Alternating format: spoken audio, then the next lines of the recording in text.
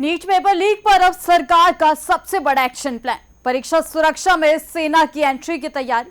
Paper leak पर रोक लगाने के लिए कड़ा सिस्टम बनाने की कवायद तेज।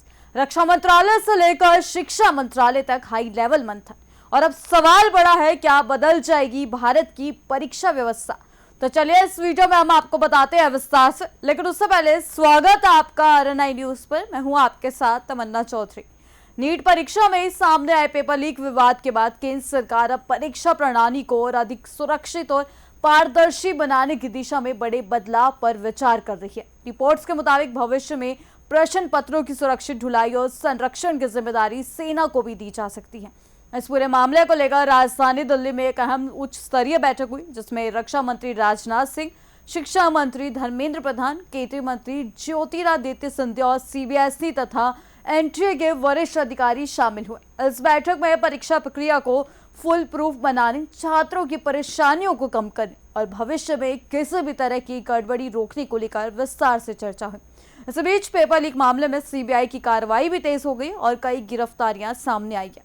देखिए ये खास रिपोर्ट। नीट पेपर लीक विवाद के बाद केंद्र सरकार परीक्षा प्रणाली को और अधिक सुरक्षित बनाने पर गंभीरता से विचार कर रही है। सबसे बड़ा प्रस्ताव यह है कि भविष्य में प्रश्न पत्रों की सुरक्षा और ट्रांसपोर्ट की जिम्मेदारी सेना को सौंपी जा सकती है। सरकार का मानना है कि इससे पेपर लीक जैसी घटनाओं पर पूरी तरह रोक लगाई जा सकती है और परीक्षा प्रक्रिया पर भरोसा और मजबूत होगा। इस मुद्दे पर केंद्रीय रक्षा मंत्री राजनाथ सिंह के आवास पर एक उच्च स्तरीय बैठक आयोजित की गई। बैठक में केंद्रीय शिक्षा मंत्री धर्मेंद्र प्रधान, ज्योतिरादित्य सिंधिया और CBSE एनटीए के वरिष्ठ अधिकारी मौजूद रहे। सूत्रों के अनुसार बैठक में परीक्षा प्रणाली को पूरी तरह सुरक्षित बनाने, तकनीकी सुधारों को लागू करने और छात्रों के हितों को प्राथमिकता देने पर विस्तार से चर्चा हुई। सरकार का फोकस है कि भविष्य में किसी भी परीक्षा में पेपर लीक या लापरवाही जैसी घटनाएं दोबारा ना हो। इसी बीच पेपर लीक मामले की जांच कर रही CBI ने कार्यवाही तेज कर दी है। दिल्ली की एक अदालत ने कोचिंग सेंटर के संस्थापक शिवराज रघुनाथ मोटेगांवकर की CBI हिरासत को एक दिन के लिए और बढ़ा दिया है। CBI का कहना है कि आरोपी से आमने सामने पूछताछ और सबूतों की जांच जरूरी है ताकि पूरे नेटवर्क का खुलासा किया जा सके। एजेंसी के अनुसार ये मामला सिर्फ एक व्यक्ति तक सीमित नहीं है, बल्कि एक बड़े साजिशी नेटवर्क से जुड़ा हुआ है। CBI ने अदालत को बताया कि आरोपी ने अन्य लोगों के साथ मिलकर परीक्षा से पहले प्रश्न पत्र और उत्तर प्राप्त किए थे। एजेंसी ने इस मामले में अब तक 11 लोगों को गिरफ्तार किया है। जांच एजेंसी का कहना है कि पेपर लीक की पूरी कड़ी को जोड़ने के लिए लगातार पूछताछ जारी है। गिरफ्तार आरोपी को पहले 9 दिन की CBI हिरासत में भेजा गया था, जिसे अब बढ़ा दिया गया है। वहीं राष्ट्रीय परीक्षा एजेंसी यानी एनटीए ने पहले ही बड़ा फैसला लेते हुए नीट परीक्षा को स्थगित कर दिया था। यह परीक्षा 3 मई को आयोजित की गई थी, लेकिन पेपर लीक के आरोपों के बाद इसे टाल दिया गया।